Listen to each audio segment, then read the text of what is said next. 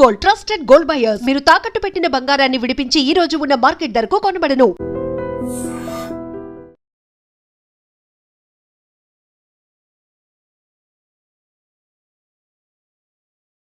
Welcome to iDream media.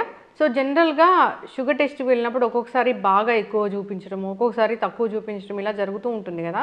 అయితే depends on food, మనం ఏం తీసుకుంటామో అనే దాని మీద షుగర్ లెవెల్స్ ఆధారపడి ఉంటాయి అనేది మనందరికీ తెలిసిన విషయమే. అయితే షుగర్ లెవెల్స్ బాడీలో పెరగకుండా ఉండాలంటే మనం ఫుడ్ని అంటే రైస్, పప్పు, చారు, పెరుగు ఇలా తీసుకున్నప్పుడు ఎట్లా తీసుకుంటే కనుక బాడీలో షుగర్ లెవెల్స్ అనేవి పెరగకుండా ఉంటాయి, సీక్వెన్స్ ఆఫ్ ఫుడ్ అనేది ఎలా ఉండాలి వివరాలు తెలుసుకుందాం. మనతో పాటు ఉన్నారు ప్రముఖ న్యాచురోపతి వైద్యులు డాక్టర్ జ్యోత్స్న పులిపాటి గారు. మ్యామ్ నమస్తే అండి. నమస్తే అండి. ఇప్పుడు న్యాచురోపతి అనగానే మెడిసిన్ లేకుండా సో న్యాచురల్గా జీవన విధానంలో మార్పులు చేసుకుంటా సో ఈ అనారోగ్య సమస్యలను తగ్గించుకోవడము, రాకుండా చేయడం అనేది దీని యొక్క మెయిన్ ఉద్దేశం. అవును. అయితే మ్యామ్ జనరల్గానే మీరు జాగ్రత్తలు చెప్తూ ఉంటారు షుగర్ పేషెంట్స్కి. ఈ బాడీలో షుగర్ లెవెల్స్ పెరగకుండా ఉండాలంటే తినే పద్ధతిలో కూడా చేంజ్ చేసుకోవాలి అనేది, కొంచెం చిన్న చిన్న మార్పులు చేసుకుంటే షుగర్ లెవెల్స్ పెరగకుండా ఉంటాయి, షుగర్ ఎక్కువ చూపించకుండా ఉంటుంది అని చెప్పారు. అంటే ఎట్లా ఉంటుంది అసలు? అంటే జనరల్గా ఒక సాలడ్ తీసుకుంటారు, చపాతీ తీసుకుంటారు, ఇట్లానే ఉంటుంది కదా, ఇంకా ఏమైనా చేంజెస్ చేసుకోవాల్సిన అవసరం ఉంటుందా? సో బేసిక్గా డయాబెటిక్ పేషెంట్స్ది మెయిన్ ఉద్దేశం ఏముంటుంది అని అంటే, ఆల్రెడీ డయాబెటీస్ ఉన్నప్పుడు షుగర్ లెవెల్స్ అనేది ఫాస్ట్గా పెరగకుండా ఉండడం చాలా ఇంపార్టెంట్ అనమాట. అందులో మనం డయట్లో ఆల్రెడీ మనం ఎన్నో వీడియోస్లో చెప్పి ఉన్నాము, glycemic index based foods. For example మన రైస్ అయితే గనక గ్లైసెమిక్ ఇండెక్స్ అనేది ఎక్కువ ఉంటుంది. అదే మనం రైస్ బదులు మిల్లెట్స్ తీసుకున్నాము అని అంటే గ్లైసెమిక్ ఇండెక్స్ అనేది తక్కువ ఉంటుంది. దాని అర్థం ఏంటి అని అంటే, ఆ ఫుడ్ తీసుకున్నప్పుడు ఎంత ఫాస్ట్గా బ్లడ్లోకి షుగర్ లెవెల్స్ అనేది అబ్జార్బ్ అయ్యి దాని లెవెల్స్ అనేది పెంచుతాయి అన్నది. ఎప్పుడైతే ఎక్కువ లెవెల్స్ పెంచుతుందో, లైక్ ఫుడ్ వెళ్ళిన తర్వాత మన బ్లడ్ గ్లూకోజ్ లెవెల్స్ ఎంత ఫాస్ట్గా పెరుగుతుందో అంతే మనకి బాడీకి హామ్ అనేది జరుగుతుంది. కాబట్టి అండ్ టైం తీసుకుంటుంది అది మళ్ళీ డిక్రీజ్ అవ్వడం కోసం. అండ్ ఎందుకనంటే ఇన్సులిన్ రెసిస్టెన్స్ అనేది ఆటోమేటిక్గా డయాబెటిక్స్లో ఉంటుంది. కాబట్టి ఈ ప్రాసెస్ అనేది ఎవ్రీ మీల్తో కూడుకొని ఉంటుంది. కాబట్టి వీలైనంత వరకు ఫుడ్స్ ఏవైతే ఎక్కువ స్పైక్ ఆఫ్ బ్లడ్ షుగర్స్ కాకుండా చూసుకోవడం అనేది ముఖ్య ఉద్దేశం అన్నమాట. సో అలాంటి దాంట్లో మనం సేమ్ ఫుడ్ మన ప్లేట్లో పెట్టుకున్న సేమ్ ఫుడ్ని ఒక సీక్వెన్స్ మారిస్తేనే మనకి బ్లడ్ షుగర్ స్పైక్ అవ్వకుండా హెల్ప్ చేసే సీక్వెన్స్ అనేది చాలా ఇంపార్టెంట్. సో ఆ సీక్వెన్స్లో ఫస్ట్ మనము మామూలుగా రైస్ కానివ్వండి, వీట్ కానివ్వండి, ఒక దాల్ లేకపోతే ఒక ప్రోటీన్ సోర్స్ ఏదైనా చోలే, రాజ్మా ఇట్లాంటివి పెట్టుకుంటాము. అండ్ మనము ఒక కర్రీ, వెజిటబుల్ కర్రీ అనేది పెట్టుకుంటాం ఖచ్చితంగా. అండ్ ఆరోగ్యానికి చాలా మంచిది, ఫైబర్ ఉండడం కాబట్టి సలాడ్స్ అనేది ఇంక్లూడ్ చేసుకుంటాం. కీరానో, క్యారెటో, బీట్రూటో, టొమాటోస్ ఇట్లాంటివి అనమాట. So sequence of food intake అనేది మనం జస్ట్ అదే ఫుడ్ని ప్రాపర్ సీక్వెన్స్లో తీసుకుంటే కనుక బ్లడ్ షుగర్ లెవెల్స్ అనేది ఫాస్ట్గా పెరగకుండా ఉంటాయి. సో ఏంటి ఆ సీక్వెన్స్ అని అంటే, ఫస్ట్ ఆల్వేస్ సాలడ్ అనేది తీసుకోవాలి. సో సాలడ్ తీసుకున్నప్పుడు మనకి ఫైబర్ ఇంటేక్ వెళ్ళిన తర్వాత ఆటోమేటిక్గా దాని తర్వాత తీసుకున్న ఏ ఫుడ్ అయినా కానివ్వండి very slowly it will get absorbed and స్లోగా దాని ఎనర్జీ కన్వర్షన్ అనేది ఉంటుంది. అండ్ స్లోగా బ్లడ్ షుగర్ లెవెల్స్ అనేది ఫాస్ట్గా లేకుండా స్లోగానే అబ్జార్బ్ అవుతుంది అనమాట. సో ఫస్ట్ ఆల్వేస్ సాలడ్ తీసుకొని దాని తర్వాత ప్రోటీన్. సో ప్రోటీన్ ఉన్న ఫుడ్లో ఎప్పుడైనా కానివ్వండి పప్పు లేకపోతే ఇంకా ఏదైనా ప్రోటీన్ సోర్స్ ఏదైతే ఉందో దాన్ని ఫస్ట్ తీసుకోవాలి. సో ఆల్వేస్ రా ఫుడ్, ప్రోటీన్, తర్వాతనే ఇంకా మిగతా కార్బోహైడ్రేట్స్ ఏదైతే ఉంటుందో అది ఎండ్కి తీసుకోవాలన్నమాట. సో చపాతీ తింటున్నాము లేదా రైస్ తింటున్నాము, సో మనం కలుపుకోవచ్చు పప్పు, అన్నము, బట్ అది నెక్స్ట్ తీసుకోవాలి. ఫస్ట్ ఆల్వేస్ డయాబెటిక్స్ అనేది ఒక ప్లేట్లో కనీసము ఒక గుడ్ క్వాంటిటీ ఆఫ్ సాలడ్స్ కానివ్వండి, స్ప్రౌట్స్ కానివ్వండి తీసుకుంటే కనుక దాని తర్వాత ఈవెన్ మన స్టార్చీ రైస్ తీసుకున్నా కానివ్వండి మన షుగర్ లెవెల్స్ అనేది ఫాస్ట్గా పెరగకుండా ఉంటుందన్నమాట. ఓకే, అది చాలా ఇంపార్టెంట్. కొన్ని వెజిటబుల్స్ అయినా తీసుకోవచ్చు, సాలడ్ అయినా తీసుకోవచ్చు, లేదా వెజిటబుల్స్ కర్రీ తీసుకోవచ్చు, లేదా స్ప్రౌట్స్ తీసుకోవచ్చు, ఎనీథింగ్. దాన్ని ఫస్ట్ తీసుకొని కార్బోహైడ్రేట్స్ నెక్స్ట్ ప్రోటీన్ అనేది తీసుకొని కార్బోహైడ్రేట్స్ మాత్రం లాస్ట్కి తీసుకోవాలి. ఓకే. సో అట్లా తీసుకుంటే కనుక గ్లూకోజ్ లెవెల్స్ అనేవి పెరగకుండా ఉంటుందన్నమాట. షుగర్ పేషెంట్స్ ఎవరైనా కానీ దీన్ని పాటించాలి. నార్మల్గా ఎవరైనా కూడా అట్లాగే తీసుకోవచ్చు. ఒక హెల్దీ మీల్ ఎలా ఉండాలి, ప్లేట్ ఎలా ఉండాలి అంటే కూడా ఇట్లాగే ఇలానే చెప్తాము, ఇలానే యూజువల్గా తీసుకుంటాము. అదే సేమ్ ఫుడ్ ఫస్టే అన్నం కలుపుకొని మనం పప్పు అన్నము కర్రీ అన్నం తిన్న తర్వాత సాలడ్స్ తర్వాత లాస్ట్కి తిన్నాం అనుకోండి, అందులో మనకి కనీసం 30-40 milligrams of increase in the sugar levels అనేది కనిపిస్తుంది అనమాట. అంత వేరియేషన్ వస్తుంది. చక్కగా చెప్పారు మ్యామ్.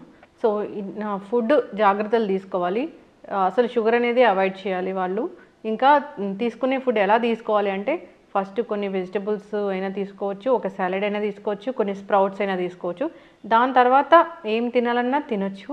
అట్లా అంటే రైస్, దాలు అలాంటివి, కర్డ్ ఇట్లా తీసుకోవచ్చు. నార్మల్ మనం ఫుడ్ ఎలాంటి ఫుడ్ తీసుకుంటామో అలానే తీసుకోవచ్చు. సో దానివల్ల షుగర్ లెవెల్స్ అనేవి స్పైక్ అవ్వకుండా ఉంటాయి. చక్కటి ఇన్ఫర్మేషన్ మ్యామ్. సో జనరల్గా మనం రోజే తినే ఆనియన్స్ అంటే ప్రతి కూరలోనూ మనం ఆనియన్స్ అని యూజ్ చేస్తాము. అయితే జనరల్గా ఇట్లాంటి ఆనియన్స్ చూస్తాం, అంటే ఇంత ఫంగస్ వచ్చిన ఆనియన్స్ కూడా చూస్తాము. అసలు ఇది ఏంటి, ఇది తీసుకుంటే మనకి ఎలాంటి అనారోగ్య సమస్యలు వస్తాయి? ఇప్పుడు మనం ఇళ్లలో అయితే క్లీన్ చేసి తీసుకుంటాం, కానీ సో హోటల్స్ అలాంటి వాటిలో మనం చూస్తూ ఉన్నాం ఎంత కంటామినేటెడ్ ఫుడ్ అనేది పెడుతూ ఉన్నారు, ఎంత అన్హైజీన్ ఫుడ్ అనేది పెడుతూ ఉన్నారు. సో ఇలాంటి ఆనియన్స్ మనం వాడితే కనుక వచ్చే అనారోగ్య సమస్యలు ఏంటి, అసలు ఇది ఏంటి మ్యామ్? జనరల్గానే ఆనియన్స్ ప్రతి కూరలో మనము ఉల్లిపాయలు అనేది వాడుతూ ఉంటాము. ఉల్లి చేసే మేలు తల్లికి కూడా చేయదని చెప్తూ ఉంటారు. అన్ని మెడిసినల్ వాల్యూస్ ఉంటాయి దాంట్లో. సో అయితే ఈ ఆనియన్స్ సరిగా క్లీన్ చేసి తీసుకుంటేనే మనకు ఆరోగ్య లాభాలు కలుగుతాయి.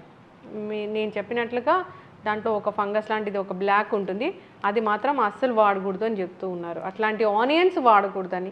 ఆనియన్స్లో అసలు సెలెక్ట్ చేసుకునేటప్పుడు ఎట్లా సెలెక్ట్ చేసుకోవాలి? సో ఇప్పుడు ఆనియన్స్ మనకి మామూలుగా మనం కూరగాయలు వెళ్ళి కొంటే ఆర్ ఉల్లిపాయలు కానివ్వండి, ఒకవేళ మనకి రైతు బజార్లో మనం వెళ్ళి కొంటే గనక వాళ్ళు కంప్లీట్లీ మనం ఒక 100కి 3 kgs 4 kgs అనేది అమ్ముతున్నారు. ఇప్పుడు వాళ్ళు మనల్ని ఏమి ఏరనివ్వరు, ఒకటి పిక్ చేసుకోవడానికి అవకాశం ఉండదు. వాళ్ళు మొత్తం తీసుకొని అంతే 100 రూపీస్కి 4 kgs తీసుకొని ఇట్లా వేసేస్తారు. సో అందులో మనకి చాయిస్ అనేది చాలా వరకు ఉండదు. సో అక్కడ లేని చాయిస్ మనం ఇంటికి వచ్చిన తర్వాత అట్లీస్ట్ వంట చేసే ముందు ఎటువంటి ఆనియన్స్ ఉన్నాయి అనేది ఖచ్చితంగా పరిశీలించి, ఇప్పుడు ఈ ఆనియన్స్ చూస్తే ఈ చాలా మనకి కామన్గా కనిపిస్తూ ఉంటుంది ఈ బ్లాక్ స్పాట్స్, నల్ల మచ్చలు అనేది ఆనియన్ పీల్ పైన ఉంటుందన్నమాట. సో మనము ఇది ఒక ఫంగస్, ఆస్పర్జిల్లస్ నైజర్ అనే ఒక ఫంగస్ అన్నమాట. సో ఈ ఫంగస్ ఎంత ప్రమాదకరమైంది అని అంటే గనక దీన్ని ఒకవేళ మనం ప్రాపర్గా క్లీన్ చేసుకోకుండా, ప్రాపర్గా వాష్ చేయకుండా ఈ ఆనియన్ని అలానే యూస్ చేసుకొని తిన్నాము అని అంటే కంప్లీట్లీ మన గట్ హెల్త్ని అంతా స్పాయిల్ చేసి ఫుడ్ పాయిజనింగ్కి దారి తీసేంత అవకాశం ఉంటుంది ఇలాంటి ఆనియన్స్ తింటే కనుక.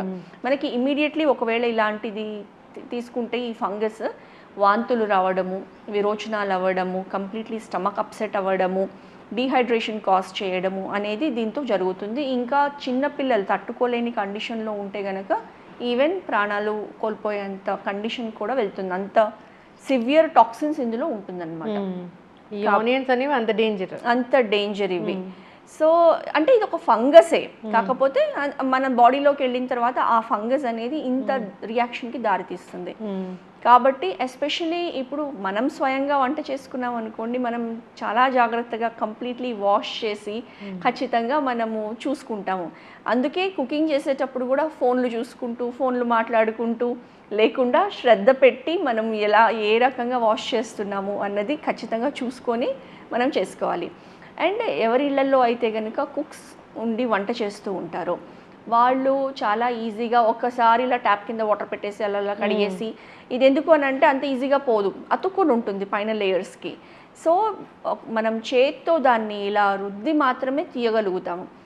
కాబట్టి అది వాష్ చేసేటప్పుడు చాలా ఇంపార్టెంట్, కంప్లీట్గా పోయిందా లేదా అని చూసుకొని వాడడం అనేది. సో ఎవరి ఇళ్లలో అయితే కుక్స్ వంట చేస్తారో చాలా జాగ్రత్తగా వాళ్ళు అది పరిశీలించాల్సిన అవసరం అనేది ఉంటుంది. అంటే ఫుల్గా అది రన్నింగ్ వాటర్ కింద మొత్తం క్లీన్ చేసి రన్నింగ్ వాటర్ కింద పెడితే కూడా ఇది పోదు. మనము చేత్తో దాన్ని అలా వైప్ చేసి వాటర్ కింద క్లీన్ చేస్తేనే అది పోతుంది. దాని తర్వాతనే ఆ లేయర్స్ అనేవి ఒక లేయర్ సో మనం అందుకే జస్ట్ పైన పొట్టు కాకుండా పైన లేయర్ అనేది కూడా తీసేస్తే ఇంకా మంచిది. బికాజ్ ఆ పైన లేయర్లో ఈవెన్ అది ఉన్నా దానిపైన ఏమైనా కొంతవరకు ఉన్నా కానివ్వండి అది వెళ్ళిపోతుంది అనమాట. సో అది చాలా చాలా ఇంపార్టెంట్ మనం ఈ ఆనియన్స్ యూస్ చేసే ముందు. సో ఆ ఫంగస్ ఏదైతే ఉందో మనకి అది completely not just gut health, మన న్యూరలాజికల్ టాక్సిన్స్ కూడా క్రియేట్ ఆర్ స్టిమ్యులేట్ చేసే అవకాశం ఉంటుంది.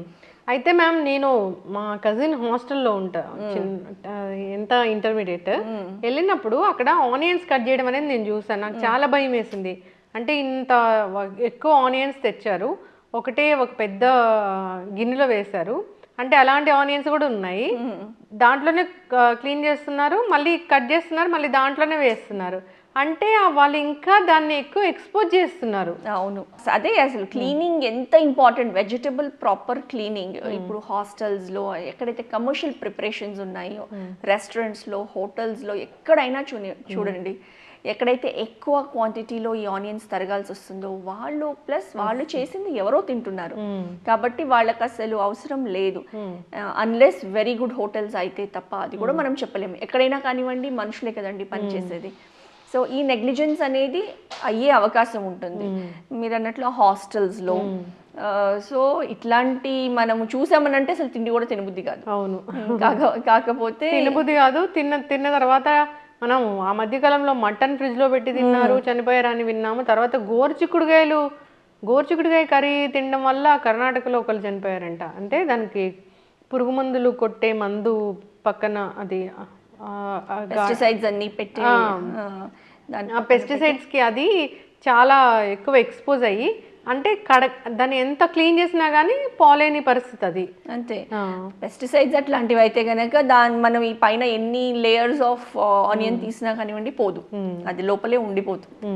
కాబట్టి మనము ఆనియన్ యూస్ చేసేటప్పుడు ఇది చాలా జాగ్రత్త వహించి దీన్ని నెగ్లెక్ట్ చేయకుండా ప్రత్యేకంగా చూసుకొని ప్రాపర్గా వాష్ చేసుకొని. చాలామంది ఏం చేస్తారంటే ఇమ్మీడియట్గా ఇప్పుడు వండాలి అని అంటే ఇప్పుడు వాష్ చేస్తారు. అలా కాకుండా ఎస్పెషల్లీ ఆనియన్స్ని అయితే కనుక ముందే మనము వేరే కూరగాయలు కట్ చేసుకోవాలి. సో ఆనియన్స్ని మనం ముందే వాటర్లో వేసి పెట్టేసుకుంటే కూరగాయలు కట్ చేసేంతలోపు కొంచెం నానుతుంది. నానిన తర్వాత దాన్ని ఈజీగా ఇది పోతుంది కూడా. ఇంకొకటి కూడా ఆనియన్స్ని కట్ చేసిన ఆనియన్స్ని చాలామంది ఇవాళ కట్ చేసాము సాయంత్రం వరకు పెట్టుకోవడం, లేకపోతే ఫ్రిడ్జ్లో పెట్టుకోవడం లాంటివి కూడా ప్రాక్టీసెస్ చేస్తారు. సో ఎప్పుడైనా కానివ్వండి ఆనియన్స్ కట్ చేసింది విత్ ఇన్ 1 hour మనం యూస్ చేయాలి. బికాజ్ అందులో ఉండే కాంపౌండ్ సల్ఫర్ అనేది అందులో నుంచి ఎవాపరేట్ అయ్యి దాన్ని టాక్సిన్స్గా కన్వర్ట్ చేస్తుంది. కాబట్టి స్టోర్డ్ ఆనియన్స్ అనేది ఖచ్చితంగా మనం యూస్ చేయకూడదు. అందుకే చాలా రెస్టారెంట్స్లో వెళ్ళినప్పుడు వాళ్ళు సాలడ్స్ ఎప్పుడైతే పెడతారో మనకు తెలియదు వాళ్ళు ఎప్పుడు కట్ చేసి పెట్టారో. ప్రిఫరబుల్లీ మనం అది యూస్ చేయకుండా ఉండడమే బెటర్. చక్కగా చెప్పారు మ్యామ్. ఆనియన్స్ దాంట్లో చాలా రకాల మెడిసినల్ ప్రాపర్టీసే ఉంటాయి. సో అది హెల్త్ బెనిఫిట్స్ అనేవి అది ఇచ్చేంత ఇంకా ఏది ఇవ్వదని చెప్తూ ఉంటారు. సో సరిగా దాన్ని మనం అబ్జార్బ్ చేసుకోవాలి, సరిగా దాన్ని మనం యూస్ చేసుకోవాలి అన్నప్పుడు క్లీనింగ్ అనేది చాలా చాలా ఇంపార్టెంటే. సో ఇలాంటి ఫంగస్ ఎంత డేంజరో అమ్మో చూస్తేనే భయం వేస్తుంది. తెచ్చుకునేటప్పుడే ది బెస్ట్ క్వాలిటీ ఆనియన్స్ తెచ్చుకోవడం అనేది మంచిది. డ్రై ఆనియన్స్ చాలా దొరుకుతాయి కదా. అవును, సో పర్ప్లిష్ ఆనియన్స్ ఏవైతే ఉంటాయో వాటిలో ఎక్కువ అంత ఫంగస్ ఉండదు. దాంట్లో అవి కూడా ఎక్కువ ఉంటాయి, ప్రాపర్టీస్ కూడా ఎక్కువ ఉంటాయి, దాంట్లో న్యూట్రిషనల్ ప్రాపర్టీస్ కూడా అందులో ఎక్కువ ఉంటాయి. సో అలాంటి ఆనియన్స్ వాడుకోవాలని కోరుకుందాం. చిన్న పిల్లలు ఉన్న ఇళ్ళల్లో కూడా వాడుతూ ఉంటారు కాబట్టి సరైన కేర్ అనేది అవసరం. ఇంకా చాలా అవగాహన లేదు దీని గురించి, దీన్ని ఎట్లా క్లీన్ చేయాలి ఏంటి అనేది. సో మీరు చెప్పిన విధంగా దాన్ని క్లీన్ చేసి ఒక లేయర్ పైన లేయర్ అంతా తీసేసి దాన్ని వాడుకోవాలని, మళ్ళీ తీసేసేటప్పుడు కూడా కొంచెం ఆ ఫంగస్ అంతా లోపలికి పోయేలాగా కాకుండా నీట్గా ప్రాపర్గా క్లీన్ చేయాలని కోరుకుందాం. ఇది చిన్న విషయమే కానీ పెద్ద డ్యామేజ్ చేస్తుంది, జాగ్రత్త వహించాలని కోరుకుందాం. చక్కటి ఇన్ఫర్మేషన్ మ్యామ్, ధన్యవాదాలు. నమస్తే అండి.